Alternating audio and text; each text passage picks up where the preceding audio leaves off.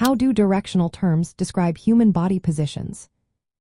Imagine trying to describe where your hand is without pointing or using vague words. That's where directional terms come into play. They help us pinpoint exactly where body parts are. These terms are like a universal language for talking about the human body. They are based on the standard position called the anatomical position.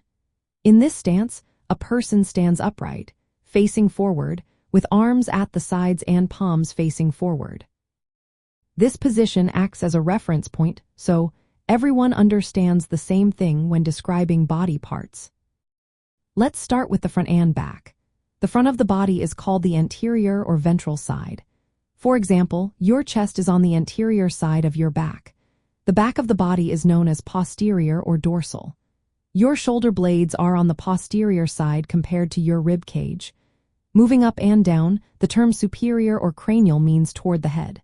So, your head is superior to your neck. Inferior or caudal means away from the head, like your feet are inferior to your knees. Now think about the middle of your body. If something is toward the middle, it's called medial. Your nose is medial to your eyes because it's closer to the center of your face.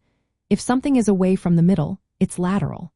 Your ears are lateral to your nose because they are farther from the center line of your face.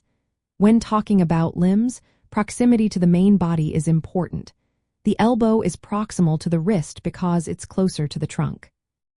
Conversely, the fingers are distal to the elbow because they are farther away from the main part of the arm. Directional terms also describe how close or far something is from the surface of the body.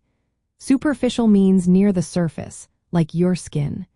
Deep means farther inside, like your bones, which are deep to your muscles. These terms are especially helpful when describing injuries or medical conditions. To better understand how these terms work, think about the body in sections called planes. The sagittal plane divides the body into left and right parts. The coronal or frontal plane splits it into front and back sections. The transverse or horizontal plane cuts across to create upper and lower parts. These planes help us visualize where body parts are located in relation to each other.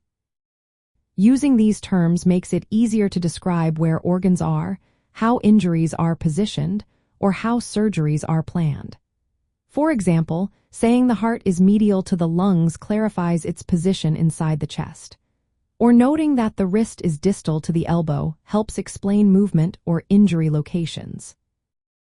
Understanding these directional terms is the foundation of studying human anatomy. They give us a clear and consistent way to describe the body's structure and how its parts relate to each other.